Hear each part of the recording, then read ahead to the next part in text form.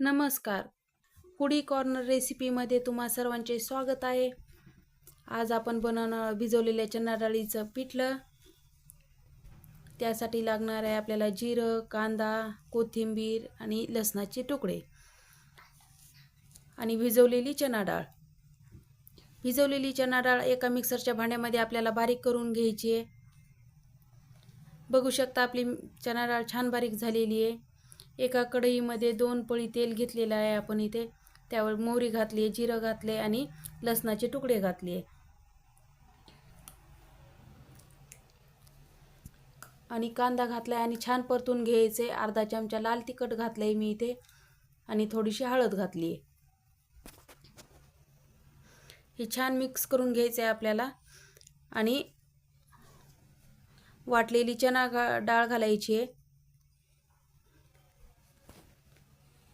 त्यावर आपल्याला 1 चमचा मीठ घालायचे आणि हे सगळं मिक्स करून घ्यायचे आपल्याला छान.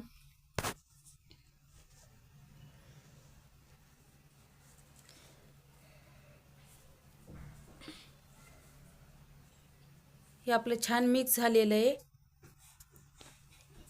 आता आपण त्यावरती झाकण ठेवूया आणि 10 मिनिटं मंद आचेवरती छान आपण वाफवून घेऊया.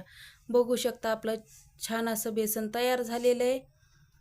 त्यावरती आता आपण कोथिंबीर घालूया. हे बेसन भाकरीबरोबर किंवा चपातीबरोबर छान लागतं खायला. तुम्ही एकदा ट्राय करून बघा. छान आपलं बेसन तयार झालेलं आहे.